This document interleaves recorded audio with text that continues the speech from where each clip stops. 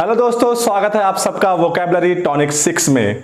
इससे पहले हम 5 टॉनिक पी चुके हैं, यानी कि 5 वीडियो बना चुके हैं जिसमें हम बात कर रहे हैं एंटोनिम्स की। उसी सीरीज को आगे बढ़ाते हुए आज की वीडियो में हम अगले 5 वर्ड्स की बात करेंगे। याद रखिए, ये वीडियो उन सभी के लिए है जो किसी भी प्रकार की कंपटीशन की तैयारी कर रहे हैं। आने वाले दिनों में एसएससी के एग्जाम्स होने वाले हैं और अगर आप एसएससी की तैयारी कर रहे हैं तो याद रखिए ये वीडियो आपके लिए भी है। इससे पहले भी 5 वीडियोस बनाए हुए हैं और ग्रामर की भी एक सीरीज चल रही है जिसमें नाउन प्रोनाउन जितनी भी बेसिक चीजें हैं ग्रामर की उनकी शुरुआत हो चुकी है। आप उन वीडियोस को भी देखें अगर आप कंपटीशन में पूर्ण सफलता पाना चाहते हैं तो चलिए बिना देरी किए शुरू करते हैं आज के वीडियो की। तो आप देख सकते हैं यहां पर क्वेश्चन लिखा हुआ है, choose the words opposite in the meaning, यानी कि आपके सामने एक वर्ड दिया हुआ है जिसकी एक पर्टिकुलर मीनिंग है और आगे 4 ऑप्शंस में से हमें उसके अपोजिट मीनिंग वाले वर्ड को ढूंढना है। तो चलिए देखते हैं पहला वर्ड क्या है। First word is amateur.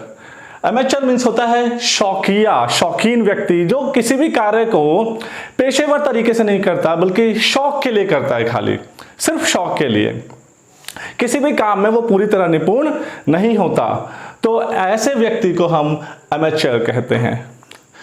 चलिए देखते हैं ऑप्शंस क्या है। First option is Democrats. Democrats कहते हैं उन व्यक्तियों को जो लोकतंत्र को सपोर्ट करते हैं, लोकतंत्रवादी होते हैं, यानी कि जनता की सरकार में विश्वास रखते हैं, उनको हम डेमोक्रेट्स कहते हैं। Next option is actors. Actors तो आप सभी लोग जानते हैं कि अभिनेता को कहते हैं, जो किसी भी मूवी में, किसी भी नाटक में, किसी भी प्रकार की वीडियो में काम करते हैं वे लोग अभिनेता कहलाते हैं। मनोरंजन के पर्पज से जो लोग अभिनय करते हैं वो एक्टर कहलाते हैं, अभिनेता कहलाते हैं। तो ये भी हमारा राइट ऑप्शन नहीं है। हम देखेंगे नेक्स्ट ऑप्शन को। Next option is professionals. Professionals यानी कि वे लोग जो किसी कार्य को पेशेवर तरीके से करते हैं, पेशेवर होते हैं। तो आप देख सकते हैं कि एमेच्योर का मीनिंग होता है शौकिया व्यक्ति, वे लोग जो किसी भी कार्य को शौकिया तौर पर करते हैं, फुली स्किल्ड नहीं होते, जबकि प्रोफेशनल का मतलब है पेशेवर लोग। तो आप देख सकते हैं कि ये हमारा सही ऑप्शन हो सकता है, लेकिन जैसे कि हम हर वीडियो में बताते हैं कि आप दे रहे हैं कंपटीशन का एग्जाम और इसमें आपको चारों ऑप्शन देखे बिना सही ऑप्शन का चुनाव आप नहीं कर सकते। हो सकता है कि उससे क्लोजर मीनिंग वाला नेक्स्ट वर्ड हो, नेक्स्ट ऑप्शन हो, तो नेक्स्ट ऑप्शन को भी देखना बहुत जरूरी है। देखते हैं अपने लास्ट ऑप्शन को। Last option is promoters. Promoters वे लोग होते हैं जो किसी भी वीडियो को, किसी भी प्रकार के चैनल को, किसी प्रकार के दूसरे इंसिडेंट्स को प्रमोट करते हैं, बिजनेस को प्रमोट करते हैं, यानी आगे बढ़ाते हैं, प्रवर्तक कहलाते हैं, संवर्धक कहलाते हैं। उसमें जो है उस बिजनेस को, उस वीडियो को, मूवी के लिए भी प्रमोटर्स होते हैं, तो उसको वो आगे बढ़ाते हैं। एड भी एक प्रकार के प्रमोटर्स होते हैं। तो प्रवर्तक भी हमारा सही ऑप्शन नहीं है, यानी कि प्रोफेशनल्स ही सही ऑप्शन है। अमेच्योर का अपोजिट मीनिंग वाला वर्ड एंटोनिम प्रोफेशनल्स होगा। तो पहले वर्ड का अपोजिट मीनिंग हम देख चुके हैं। नेक्स्ट देखते हैं। जैसा कि आप देख रहे हैं सभी वीडियोस में हम सिर्फ 5 वर्ड्स नहीं, 5 तो एंटोनिम चुनते हैं, जबकि हम 25 वर्ड्स पर चर्चा करते हैं, यानी कि हर एक वीडियो से आप 25 वर्ड्स को जान रहे हैं, उनके सही प्रोनाउंसिएशन को जान रहे हैं, उनकी हिंदी मीनिंग को भी जान रहे हैं। नेक्स्ट क्वेश्चन को देखते हैं। Next question is deceit. Next जो वर्ड है वो है डिसीट। डिसीट मीन्स होता है छल करना, कपट करना, यानी कि अब ऐसा वर्ड ढूंढना है जो कि छल ना करने का सेंस देता हो, छल ना करने की मीनिंग देता हो। तो देखते हैं ऑप्शंस को। First option is natural. Natural means होता है स्वाभाविक, प्राकृतिक, तो जिसमें जो स्वाभाविक क्रिया होती हैं उसको हम नेचुरल कहते हैं। तो लेकिन ये हमारा एंटोनिम नहीं है, क्योंकि हमें छल कपट का एंटोनिम ढूंढना है, अपोजिट वर्ड ढूंढना है जो कि स्वाभाविक नहीं हो सकता। तो नेक्स्ट ऑप्शन को देखेंगे। Next option is plainness. Plainness means होता है सादापन। सादापन कई तरीकों से होता है। अगर आप शुद्ध को कहें, जिसमें ऐसी चीज जिसमें कोई मिक्सचर नहीं है, कोई मिलावट नहीं है, बिल्कुल सादा है, उसे भी सादा कहेंगे, उसमें सादापन है, वह शुद्ध है। तो प्लेननेस मीन्स सादापन, ये भी ऑपोजिट मीनिंग नहीं रखता। नेक्स्ट देखेंगे, नेक्स्ट वर्ड इज ऑनेस्टी, ईमानदारी। अब देखिए डिसीट मीन्स होता है छल करना और ऑनेस्टी मीन्स होता है ईमानदारी। तो बहुत से लोग ऑनेस्टी वर्ड ईमानदारी देख करके इसे टिक कर देंगे बिना चौथे ऑप्शन को देखे, क्योंकि छल करने का ऑपोजिट मीनिंग एक प्रकार से ईमानदारी सोचा जा सकता है, लेकिन ये क्लोजर मीनिंग नहीं होगा। आपको क्लोजर मीनिंग के लिए नेक्स्ट ऑप्शन को भी देखना जरूर होगा। तो देखते हैं next option. Next option is sincere. Sincere होता है निष्कपट। वैसे पढ़ाई में भी सिंसियर लोग होते हैं, तो निष्कपट का मतलब होता है जो लोग बिना किसी कपट के आगे बढ़ते हैं, किसी काम पे फोकस करते हैं, किसी से कोई छल कपट नहीं करते। तो छल कपट ना करना यानी कि निष्कपट होना, और डिसीट माने छल करना, यानी कि अब आप देख रहे हैं कि बिल्कुल क्लोजर मीनिंग, क्लोजर एंटोनिम तक, क्लोजर अपोजिट वर्ड पर हम पहुंच गए हैं, यानी कि राइट ऑप्शन होगा सिंसियर। सिंसियर। चलिए नेक्स्ट वर्ड को देखते हैं। Next word is benevolent. Benevolent. Benevolent का मतलब होता है परोपकारी। ऐसा व्यक्ति जो परोपकार का काम करता है, जो दूसरों की सहायता करता है, ऐसे लोगों की सहायता करता है जिनको सहायता की आवश्यकता है। तो अब हमें इसका अपोजिट मीनिंग वाला वर्ड ढूंढना है। ऑप्शंस पे नजर डालते हैं। First option is prevalent. Prevalent means होता है प्रचलित, यानी कि कोई भी ऐसी बात जो किसी क्षेत्र में फैल गई हो, लोगों के बीच पॉपुलर हो गई हो, प्रचलित हो गई हो, उसे बोलते हैं प्रिवलेंट। ये हमारा राइट ऑप्शन नहीं हो सकता, परोपकारी का एंटोनिम नहीं हो सकता। तो हमें नेक्स्ट ऑप्शन की तरफ देखना पड़ेगा। Next option is malevolent. Malevolent. Malevolent means होता है द्वेषपूर्ण, यानी ऐसा व्यक्ति जिसमें द्वेष की भावना हो, द्वेष की भावना, मेलेवलेंट। नेक्स्ट ऑप्शन पे देखते हैं। ये शायद हो सकता है, लेकिन हमें दूसरे ऑप्शंस को देखना नहीं भूलना चाहिए। तो नेक्स्ट ऑप्शन है इक्विवेलेंट। इक्विवेलेंट। इक्विवेलेंट मीन्स होता है समकक्ष, समान, एक जैसा, एक ही प्रकार का। तो समकक्ष या समान परोपकारी का ऑपोजिट नहीं हो सकता, तो हमें नेक्स्ट ऑप्शन को देखना होगा। Next option is malignant. Malignant means होता है घातक।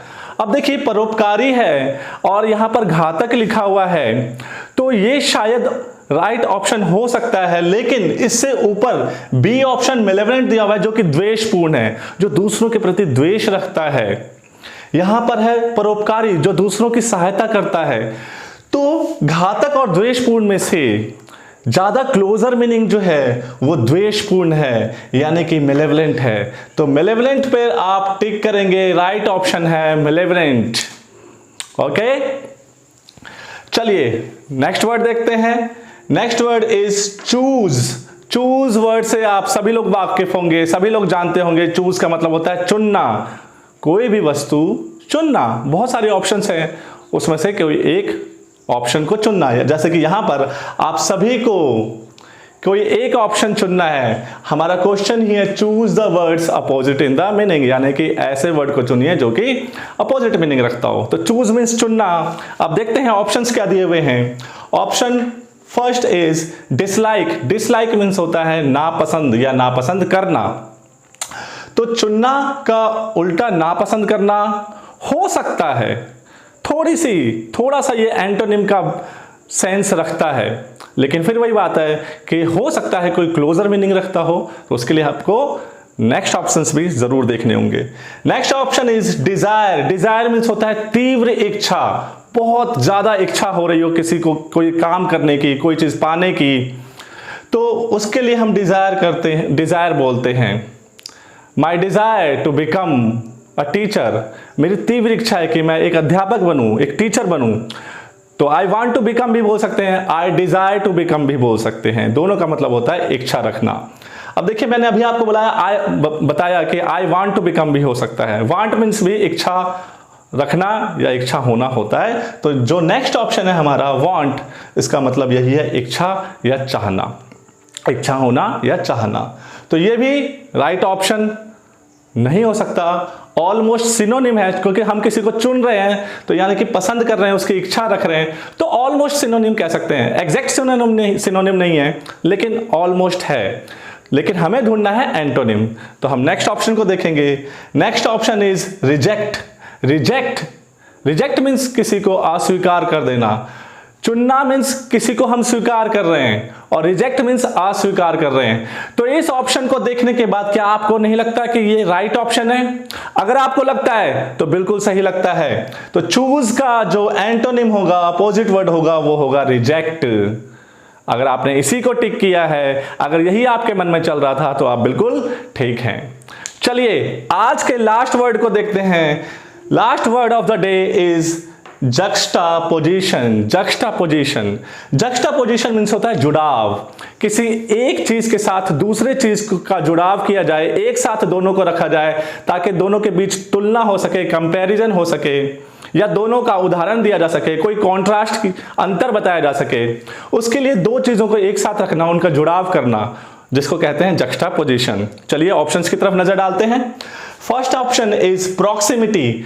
प्रॉक्सिमिटी होता है निकटता। अब देखिए, जुड़ाव और निकटता दोनों लगभग सेम मीनिंग रखते हैं, यानी कि किन्हीं अर्थों में इसको हम सिनोनिम्स कह सकते हैं, लेकिन एंटोनिम्स नहीं कहेंगे, एंटोनिम नहीं कहेंगे।